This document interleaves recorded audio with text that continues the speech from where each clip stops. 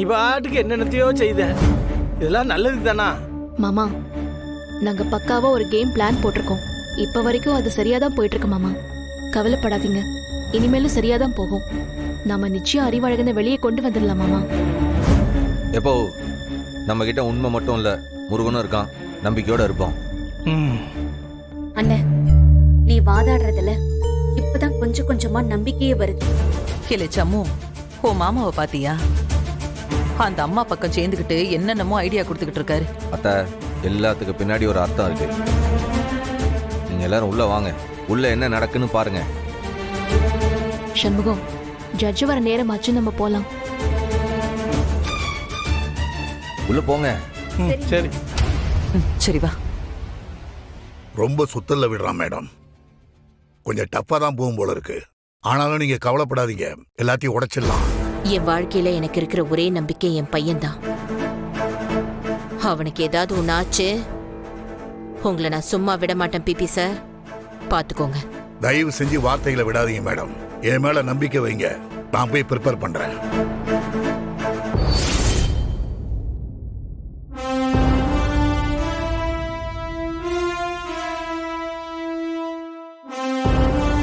Mister Shanmugam, நீங்க கௌதம விசாரிச்சிட்டு இருந்திருக்கீங்க இல்லையா? ஆமாங்கம்மா. ப்ரொசீட். அடுத்து இந்த கேஸ் சம்பந்தமா கௌதமுடைய 3 ஃப்ரெண்ட்ஸான அந்த தினேஷ், குமார், அப்புறம் அந்த கைலாஸ், இந்த 3 பேரையும் விசாரிக்கிறதுக்கு உங்ககிட்ட உத்தரவு கேட்டுக்குதம்மா.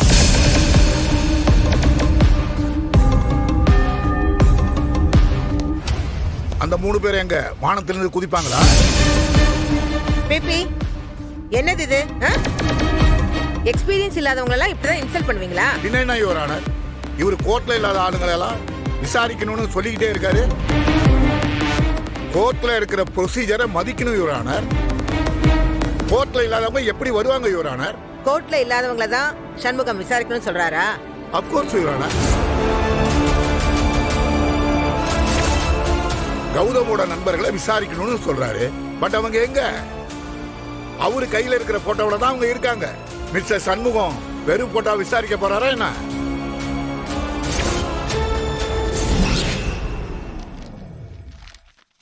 அம்மா வணக்கம்.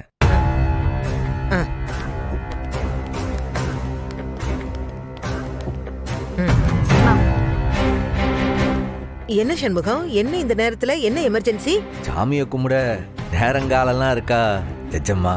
ஒரு பக்தன் உதவின்னு கேட்டு வர எப்ப வேணா வரலாம்ல. ஏமா, ஒன்னையும் இப்படிதான் ஐஸ் வச்சு மயக்கிடுவானா? ஆமா மை லார்ட், சரியான திருட்டு பையன்.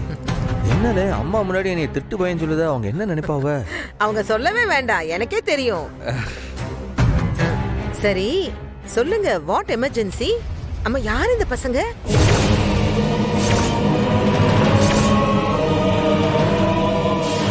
மை லார்ட், இவங்க எல்லாருமே காவல்துறை அதிகாரிங்க. வைஜெயந்தி மேடம் பையன் கௌதமோட ஃப்ரெண்ட்ஸ் மேடம். இவங்க எல்லாரையும் கஸ்டடியில் எடுத்திருக்கோம் மேம். இல்ல, எனக்கு ஒன்றும் புரியல. இவங்களை கஸ்டடி எடுத்தா நீங்க ஸ்டேஷனுக்குள்ள கூட்டிட்டு போகணும். இங்க எதுக்கு கூட்டிட்டு வந்தீங்க? அதுவும் ஏன் ஆபீஸ்க்கு? ஒன்றும் இல்லைம்மா, நாளைக்கு இந்த வைஜெயந்தி மேடம் அவன் கௌதம நான் விசாரணை பண்ணலாம்னு இருக்கேன். அதுல முக்கியமான சாட்சிங்க தான் இந்த 3 பேரை. இவங்களை விசாரிக்கிறதுக்கும் நீங்க அனுமதி கொடுக்கணும், அதுக்காக தான் வந்திருக்கேன். சண்முகம், எனக்கு உங்களோட அப்பாவித்தனம் பிடிச்சிருக்கு. படிக்கல, ஆனால கோர்ட்ல எப்படி வாதாடணும், ஸ்ட்ராங்கான பாயிண்ட்களை எப்படி உடைக்கணும்னு உங்களுக்கு தெரிஞ்சிருக்கு. அதை நான் பாராட்டுறேன். அதுக்காக நீங்க கொண்டு வந்து நிறுத்துறவங்க எல்லாத்தையும் நான் கஸ்டடி எடுக்கவும் இல்ல கோர்ட்ல ஆஜர்படுத்தவும் என்னாலலாம் உத்தரவு தர முடியாது. புரியுதா உங்களுக்கு? ஆக்சுவலா இவங்க எங்க சாட்சியை கொலை பண்ண பார்த்தாங்க. அதை பத்தி கொஞ்சம் டீட்டெயிலா உங்ககிட்ட சொல்லணும். ப்ளீஸ் அனுமதி கொடுக்குறீங்களா? ஆல்ரைட், சொல்லுங்க. ஆனா சுருக்கமா சொல்லுங்க. நிச்சயமா மேடம்.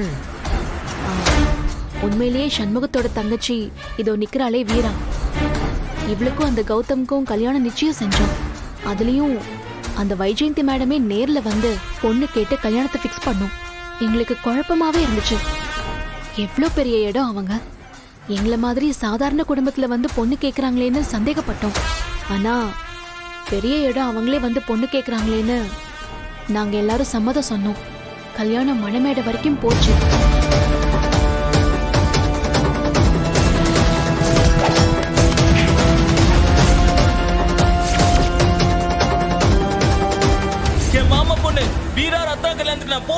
அவுத்து விடுங்கடா. கௌதம் எங்க பெஸ்ட் ஃப்ரெண்டு. நாங்களே போல, நீ எதுக்குடா போன?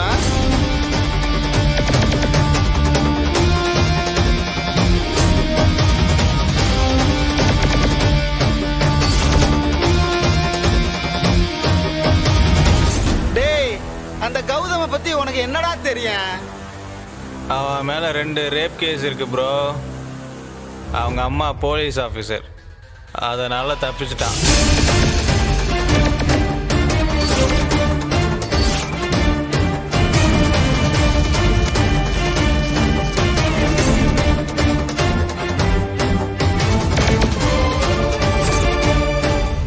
ஒரு மைனர் பொண்ணு, அதுவும் 13 வயசு சின்ன பொண்ணு.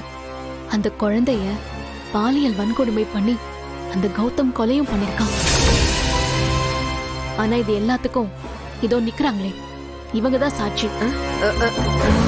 நாளைக்கு சண்முகம் கௌதம விசாரிக்கிறப்போ இந்த விஷயத்துல வெளியே கொண்டு வருவாங்க. வெயிட்.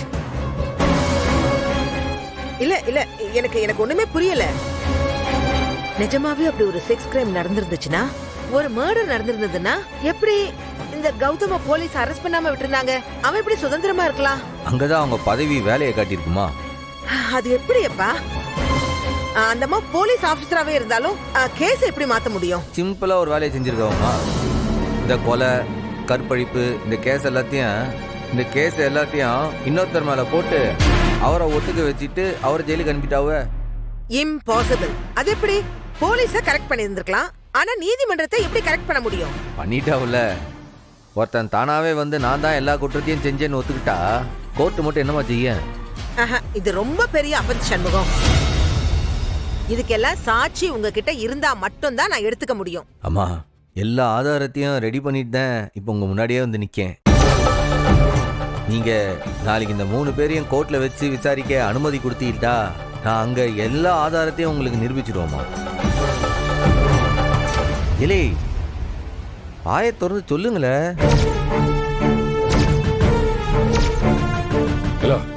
என் முன்னாடி சொன்னீங்கல்ல, அதே இப்ப ஜட்ஜம்மா முன்னாடி சொல்லுங்களா? ஆமா மேடம், அந்த கௌதம் சின்ன பொண்ணை ரேப் பண்ணி கொலை பண்ணதுக்கு நாங்க 3 பேர் தான் சாட்சி. நாங்க வெறும் சாட்சி மட்டும் தான் மேடம். தயவு செஞ்சு எங்களை எதுவுமே தண்டிச்சிடாதீங்க மேடம். இது அத்தனையுமே நீங்க கோர்ட்ல வந்து சொல்வீங்களா? கண்டிப்பா வந்து சொல்லுவோம் மேடம். நீங்க வைக்கிறது ரொம்ப பெரிய குற்றச்சாட்டு சண்முகம். ஆல்ரைட், சாட்சியோட நீங்க சொல்றதுனால நான் அதை நம்புறேன். இவங்களை விசாரிக்கணும்னு நீங்க எழுதி கொடுத்துட்டு போங்க. I will allow. மேடம், எழுதி ரெடியா கொண்டு வந்திருக்கேன், இந்தாங்க. சரி.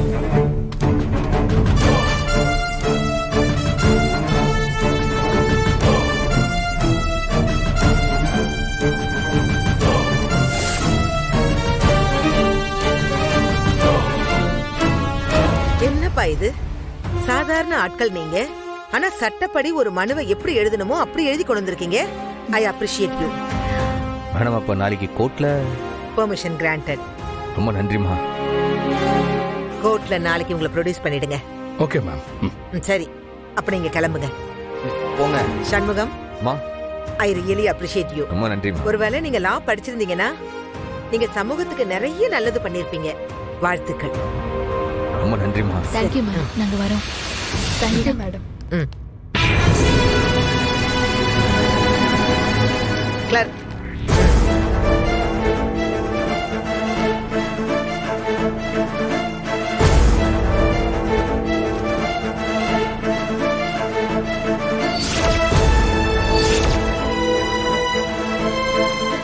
யுவர் ஆனர், அவங்க 3 பேருக்கு நீங்களே சம்மன் கொடுத்துருக்கீங்க, ஆனா அவங்க கோர்ட்ல இல்லையே. யார் சொன்னா கோர்ட்ல இல்லைன்னு? அம்மா உத்தரவிட்டா முன்னாடி கொண்டு வந்து நிப்பாட்டிடுங்களா?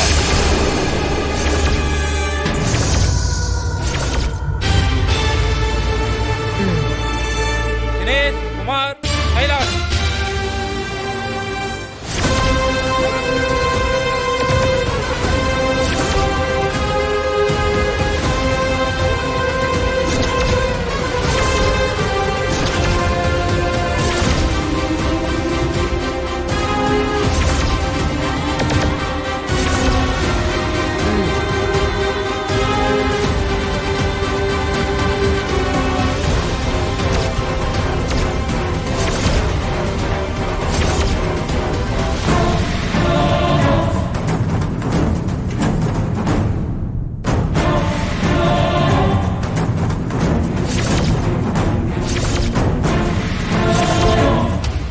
Mister Shanmugam, you can proceed. இதோ பாருங்க, நீங்க யாரும் பயப்படாதீங்க. ஜட்ஜ் அம்மா உங்களை கண்டிப்பா கைவிட மாட்டாவ.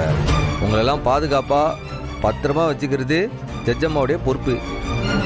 நீங்க தைரியமா உங்க மனசை திறந்து எல்லாத்தையும் சொல்லுங்க. என்கிட்ட என்னென்னலாம் உண்மையை சொன்னீங்களோ இப்போ கோர்ட்ல எல்லாரும் முன்னாடியும் ஜட்ஜ் அம்மா முன்னாடி சொல்லுங்க. பயப்படாதீங்கப்பா, நான் இருக்கேன். நீங்க சொல்ல வேண்டியதை தைரியமா இங்க சொல்லுங்க. டேய், பார்த்து பேசுங்க. சைலன்ஸ்.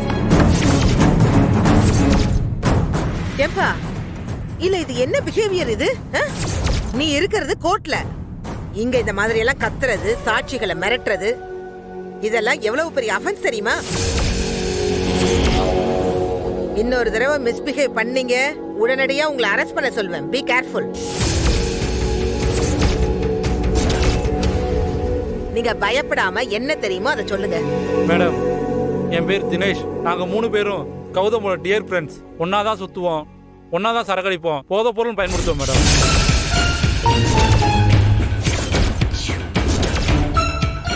அப்படித்தான் ஒரு நாள் பாருக்கு போயிட்டு போதை பொருள் பயன்படுத்திட்டு நாங்க திரும்பி வந்துட்டு இருந்தோம். அப்போ அந்த பக்கமா ஒரு பொண்ணு யூனிஃபார்மோட வந்துட்டு இருந்துச்சு. உடனே அந்த பொண்ணு எனக்கு வேணும்னு கௌதம் ஆசைப்பட்டான்.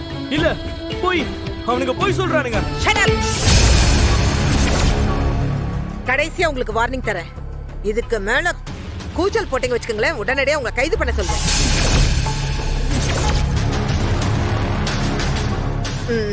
நீங்க சொல்லுங்க, ஸ்கூல் பொண்ணுனா என்ன வயசு இருக்கும்? 13 வயசு மேடம். அந்த நைட்ல அந்த பொண்ணு வேணும்னு இந்த கௌதம் சொன்னான். நாங்க எல்லாரும் சேர்ந்து அந்த பொண்ணை கடத்தினோம். 13 வயசுல அது பொண்ணாடா, குழந்தைடா. ப்ரொசீட் பண்ணுப்பா. அந்த சின்ன பொண்ணை தனியா கொண்டு போனோம். அப்போ இந்த கௌதம் அந்த குழந்தைய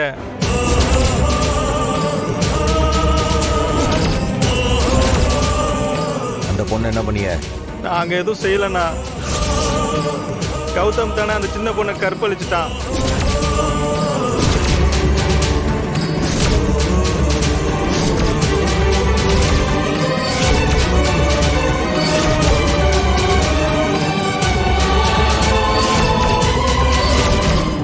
மேல சொல்லுங்க, அதுக்கப்புறமா என்ன கொடுமை பண்ணான்னு. ஆனா அந்த பொண்ணு செத்து போச்சுண்ணா.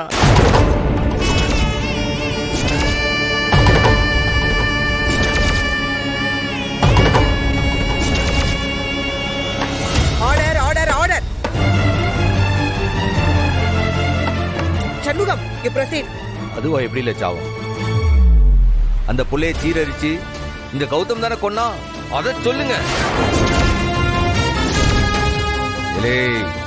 கோர்ட்ல வாயை திறந்து பதில் சொல்லுங்கள.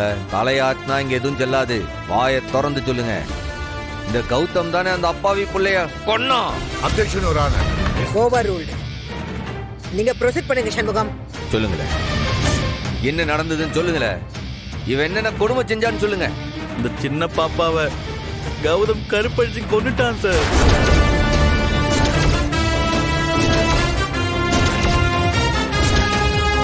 அந்த கற்பழிப்புக்கு அப்புறம் கௌதம் ஜெயிலுக்கு போனாரா? இல்லைங்க சார். கௌதமோட அம்மா அந்த வைஜெயந்தி மேடம் இருக்காங்கல்ல, அவங்க கௌதமை காப்பாத்திட்டாங்க. கௌதம்க்கு பதிலா யாரோ துரைன்னு ஒரு ஆளு வாண்டடா வந்து நான் தான் கொன்னேன்னு சொல்லி சரண்டர் ஆகி கௌதம்காக ஜெயிலுக்கு போயிட்டாரு சார்.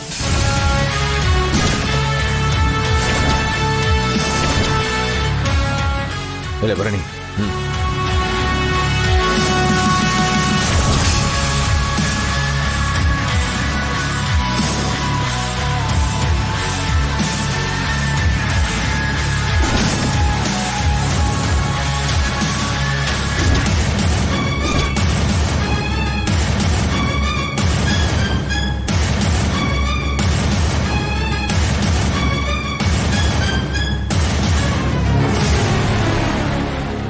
இது ஆறுண்டு தெரியுதா?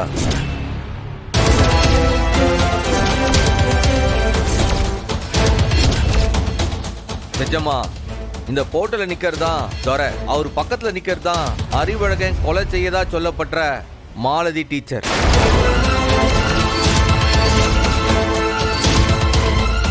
இந்த துரை மாலதியுடைய கூட பிறந்த அண்ணன்.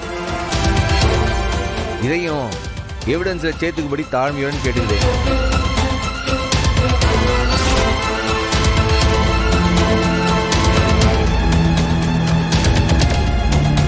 இந்த வழக்கு பல திசைகள்ல பயணிக்குது.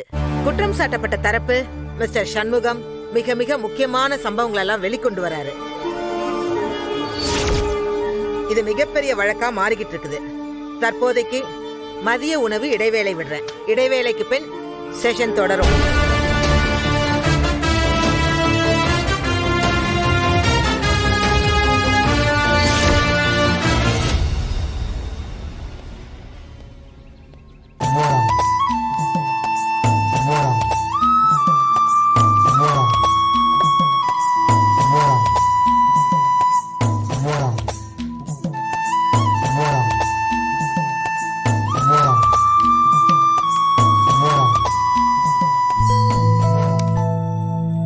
என்னை எப்போ கூப்பிடுவாங்க தெரியுமா மேடம்? தெரியலண்ணே. எப்படியோ அண்ணன் வெளியே வந்து சொல்லணும். கொஞ்ச நேரம் வெயிட் பண்ணுங்க. கதவை லேசா திறந்து வச்சுக்கோங்க. அப்பதான் வெளியே பேசுற சத்தம் உங்களுக்கு கேட்கும். சரி மேடம்.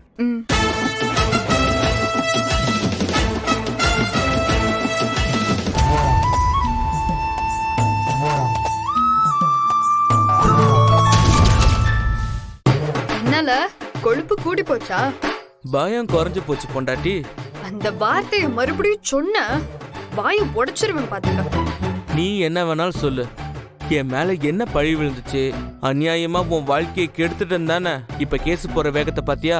ஆமா, அப்படியே கோர்ட்ல இருந்து லைவா ஒளிபரப்புறாங்களா? நான் உள்ள போய் பார்த்துட்டு தான் வந்தேன். இப்ப போற பக்க பார்த்தா நான் நல்லவன், கௌதம் கெட்டவன்னு சட்டப்படி ப்ரூவ் ஆயிடும். ஆயிட்டு போகட்டும், அதனால என்ன?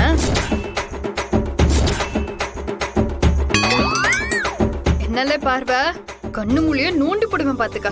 ஒழுங்கா இங்க இருந்து போயிடு. ஒரு யுத்தம், ஒரு முத்தம். ஒரு குத்து, ஒரு கொலை பரவாயில்லையா? உன் கையால கொலை செஞ்சா கூட எனக்கு பாக்கியம்தான் டார்லிங். உள்ள தூக்கி லாடம் கட்டினா 1 மாசம் நடக்க முடியாது. பரவாயில்லையா? இது என்ன கார் கதவு திறந்துருக்கு? அது காத்தோட்டமா இருக்கட்டும்னு திறந்து வச்சோம் மாமா. தரு, தோரா உள்ள இருக்கிறது யாருக்கும் தெரியக்கூடாதுல. நீங்க வாட்டு கதவை திறந்து வச்சிருக்கீங்க. ஆமாண்டா, நம்மளோட ட்ரம்ப் கார்டே துரை தான். அவர் இருக்கிற இடம் யாருக்கும் தெரியக்கூடாது.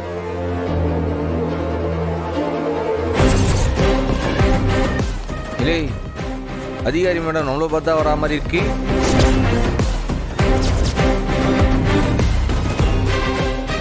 கோமலாம் வராவ.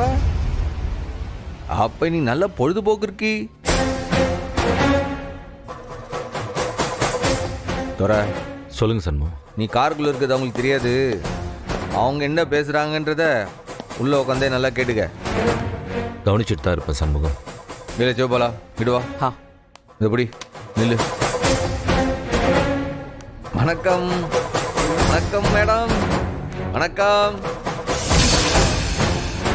என்ன சண்முகம், நக்கலா? என்ன மேடம், உங்களுக்கு இல்லைனாலும் உங்க பதவிக்கு ஒரு மரியாதை கொடுக்கணும்ல. அதுக்கு தான் சொன்னேன். அதுக்கு போய் நக்கல சொல்லுதிய. இந்த திமிரெல்லாம் என்கிட்ட காட்டாத. நீ இன்னும் ஜெயிக்கல, அது உனக்கு தெரியுமா? தெரியும் மேடம். நான் வைஜெயந்தி, ஒரு போலீஸ் அதிகாரி. என்ன ஜெயிக்கிறதுக்கு எந்த கொம்பனும் இன்னும் பிறக்கல.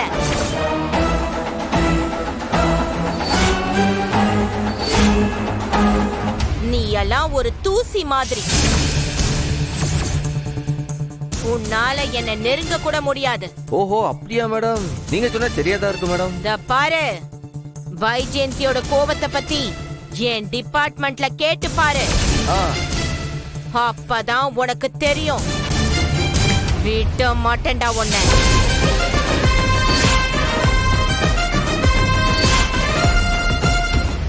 அந்த அறிவழகனை உன்னால காப்பாத்தவே முடியாது.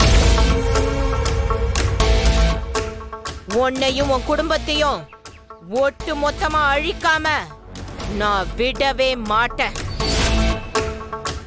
மேடம், முன்னாடி கூட எனக்கு கொஞ்சம் நம்பிக்கை இல்லை, ஆனா இப்ப நீங்க பேசுறத கேட்கும் போது தான் நாங்க ஜெயிச்சிரோன்ற நம்பிக்கையே வந்திருக்கு மேடம். என்ன ஒளர்ற?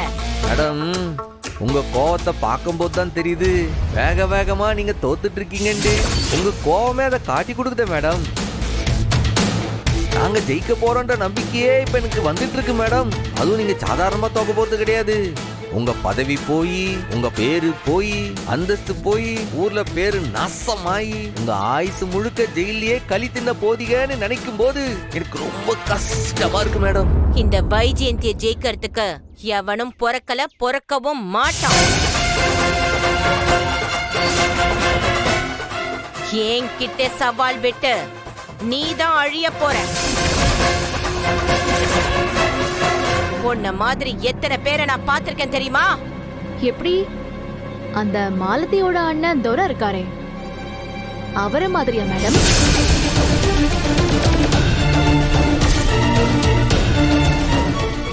ஓஹோ, அவ்வளவு வரைக்கும் போயிட்டீங்களா? என்ன மேடம் இது நியாயம்? தப்பு பண்ணது இதோ நிக்கிறானே உங்க மகன் கிரிமினல். ஆனா தண்டனைய துரை அனுபவிக்கணுமா?